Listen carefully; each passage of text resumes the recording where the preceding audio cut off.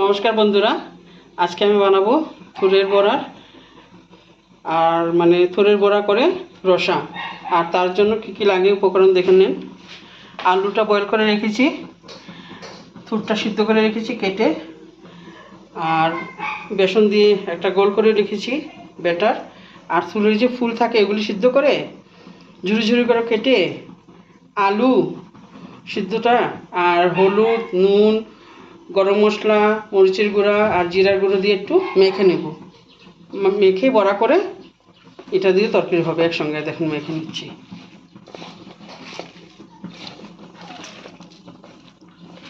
ওইটা মিক্স করে আলুটা মিক্স করে তার বেসন দিয়ে মেখে নেব। আরও বেসন দিয়ে মেখে গোল গোল করবো, বড়ার সাইজের মতো গোল গোল করে তারপরে তেলে ভেজে নেব।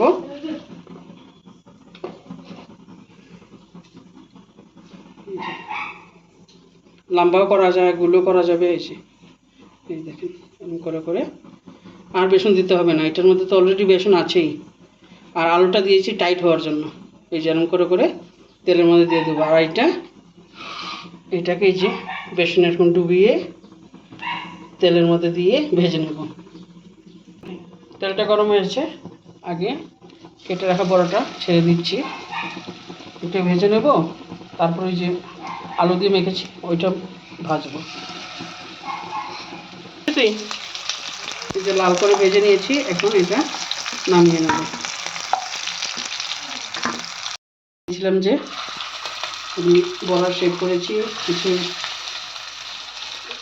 বড়ার মতো ভুল করেছি, কিছু লম্বা করেছি, করে এখন দুটি উল্টিয়ে পাল্টিয়ে লাল করে ভেজে নেব।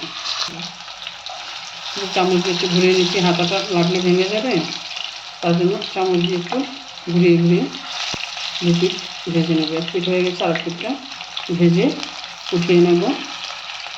আর এই বড়াটা নামানোর সময় দিতে হবে চুলের মধ্যে, না হলে ভেঙে যাবে আবার।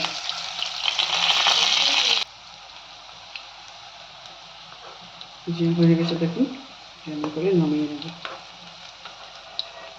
এক একটা করে সবটি নামিয়ে নেব। তেলের মধ্যেই ওই কড়ার মধ্যে একটু তেল দিয়েছি, আর যে পাঁচফোড়ন দিয়েছি আর তেজপাতা দিয়েছি। পাঁচফোড়ন থেকে সুন্দর একটা গন্ধ হয়ে গেছে।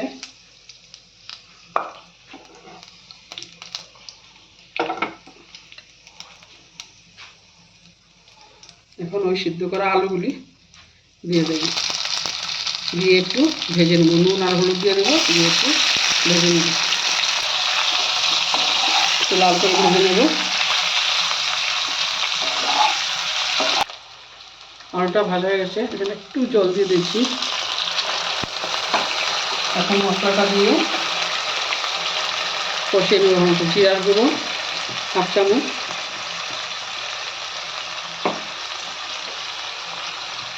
লঙ্কার গুঁড়ো 1 চামচ,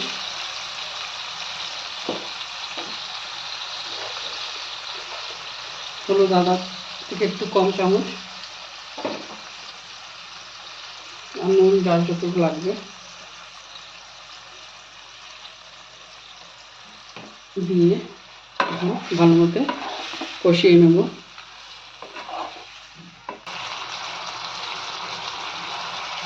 আদাটা দিয়ে দিচ্ছি, একটু সময় কষিয়ে নেব, তারপরে জল দিয়ে দেবো। আমার কষাটা আলুটা কষা হয়ে গেছে, এখন জলটা দিয়ে দিচ্ছি।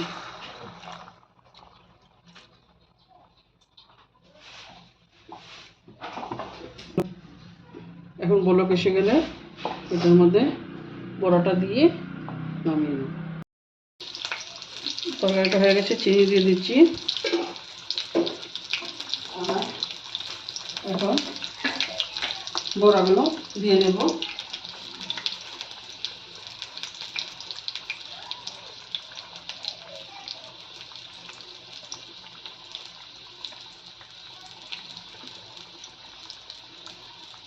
একটু ঘি দিয়ে দেব, ঘিটা দিয়ে দিচ্ছি। একটু গরম মশলা দিয়ে দেব।